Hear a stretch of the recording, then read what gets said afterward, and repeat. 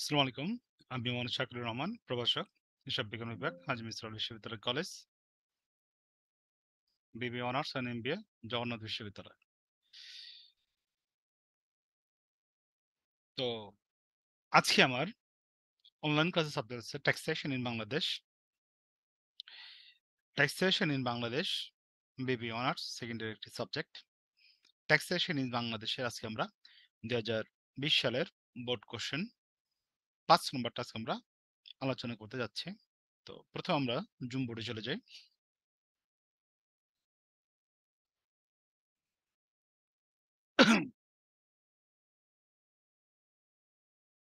আমাদের 2005 সালের board question ছিল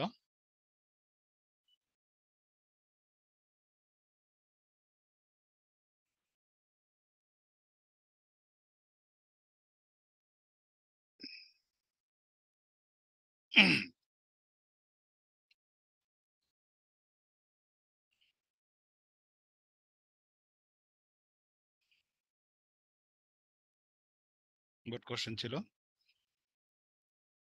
অকর ধার্য আয়, অকর ধার্য আয় ও রেয়াতযোগ্য আয়ের মধ্যে পার্থক্য। রেয়াত যোগ্য আয়ের মধ্যে পার্থক্য।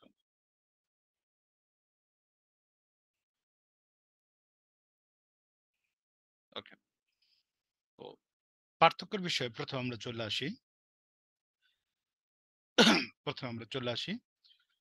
সংজ্ঞা। 1 নম্বর চলে আসি সংজ্ঞা। সংজ্ঞা প্রথমে আলোচনা করব অকর ধার্য আয়। অকর ধার্য আয় কি?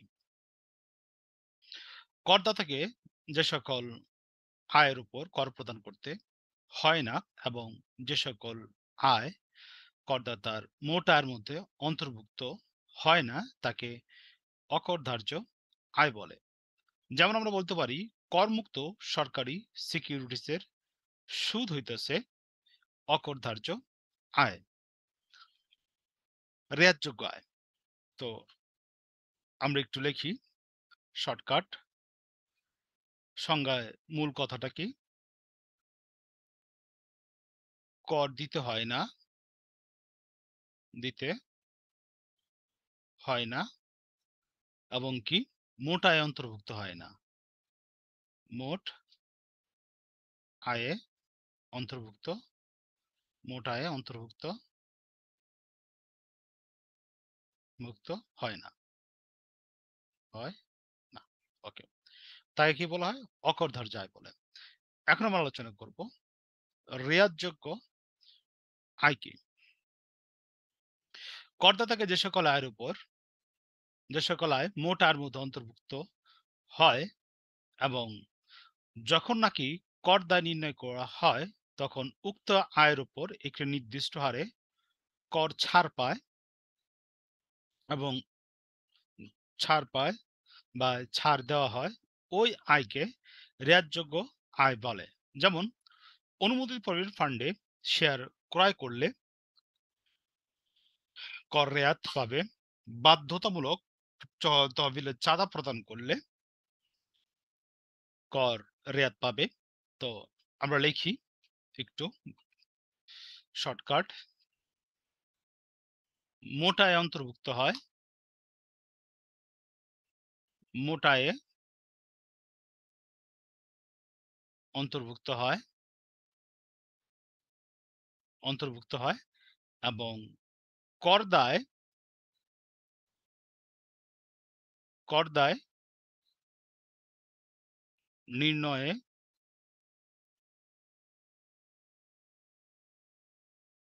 নির্ণয়ের সময় ছাড় পাওয়া যায়, ছাড় পাওয়া যায়, তাকে বলা হয় রেয়াতযোগ্য আয়। আমাদের দ্বিতীয় পয়েন্ট হচ্ছে পার্থক্যের উদাহরণ। আমাদের দ্বিতীয় পয়েন্ট হচ্ছে পার্থক্যের উদাহরণ।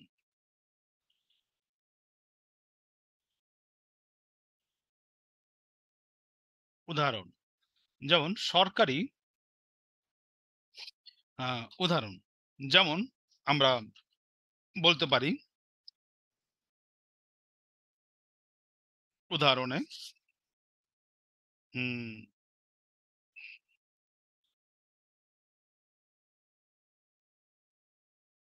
গ্র্যাজুয়েটের ক্ষেত্রে সর্বোচ্চ আয়কর সীমা 2,50,00,000 টাকা।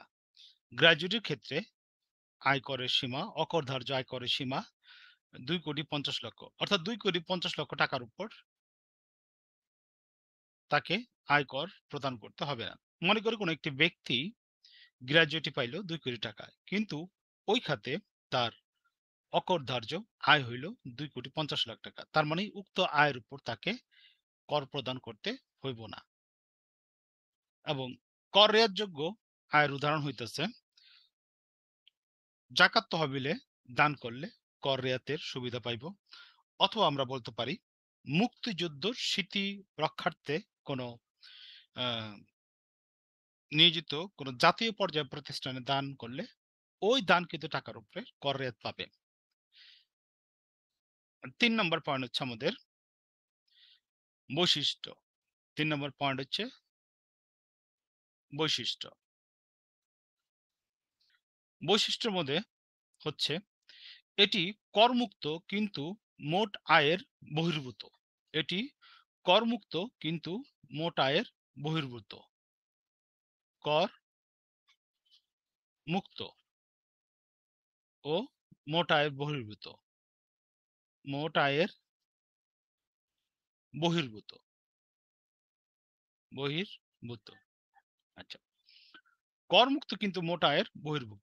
মোট আয় কি? অর্থাৎ মোট আয়ের মধ্যে ওই পর্যন্ত সীমা অন্তর্ভুক্ত হয় না, পরবর্তী সীমা অন্তর্ভুক্ত হইব। আচ্ছা, এরপর কর রেয়াতযোগ্য আয়ের বৈশিষ্ট্য হচ্ছে এটি করযুক্ত কিন্তু মোট আয়ে অন্তর্ভুক্ত। করযুক্ত, কর যুক্ত। রেয়াতযোগ্য আয় কি? করযুক্ত ও মোট আয়ে অন্তর্ভুক্ত হয়। ও মোট আয়ে অন্তর্ভুক্ত। অন্তর্ভুক্ত। ওকে। আমাদের 4 নম্বর বৈশিষ্ট্য হচ্ছে প্রভাব। 4 নম্বর বৈশিষ্ট্য হচ্ছে প্রভাব। মোটা নির্ণয় বিবেচনার করা হয় না বলে ইহা মোট আয়ে কোনো প্রভাব বিস্তার করে না। যেহেতু কর রেয়াতযোগ্য আয় মোটা নির্ণয়ের সময় বিবেচনা করা হয় মোট আয় নির্ণয়ে প্রভাব বিস্তার করে। তো শর্টকাট আমরা লিখতে পারি মোট আয়ে প্রভাব বিস্তার করে, মোট আয় নির্ণয়ে প্রভাব বিস্তার করে করে এবং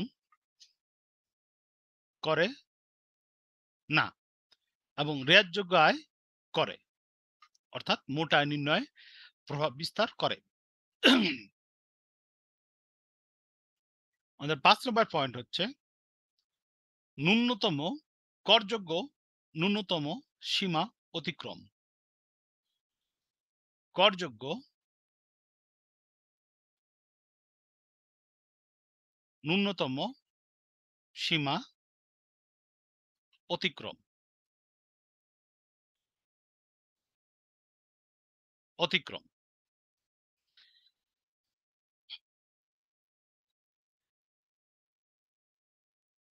অকরধার্য আয়ের ক্ষেত্রে ন্যূনতম সীমা অতিক্রম না করতে সাহায্য করে। রেয়াতযোগ্য আয় ন্যূনতম সীমা অতিক্রম করতে সাহায্য করে। আচ্ছা, আবার পয়েন্ট আমি ব্যাখ্যা দিতেছি। অকরধার্য আয় করযোগ্য ন্যূনতম সেই সীমা অতিক্রম না করতে সাহায্য করে এবং ন্যায্য আয় ন্যূনতম কর সীমা অতিক্রম করতে সাহায্য করে। ন্যূনতম সীমা অতিক্রম করতে একটা হইল সাহায্য করে, সাহায্য করে,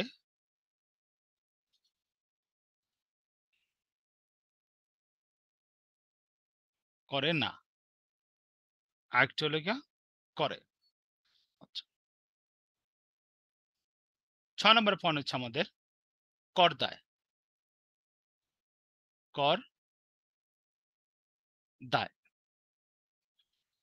কর দায় নির্ণয় করার সময় যেহেতু কর হার, 6 নম্বর পয়েন্ট হচ্ছে আমার কর হার, কর হার। আচ্ছা, অকর ধার্য আয় মোট আয় নির্ণয়ের সময় অন্তর্ভুক্ত হয় না বলে কর হার বৃদ্ধি করে না, কর হার বৃদ্ধি করে না, কর হার বৃদ্ধি করে না। রেয়াতযোগ্য আয় যেহেতু মোট আয়ের মধ্যে রেয়াতযোগ্য যেহেতু মোট আয়ের মধ্যে অন্তর্ভুক্ত হয়, ফলে কর হার বৃদ্ধিতে সহায়তা করে, কর হার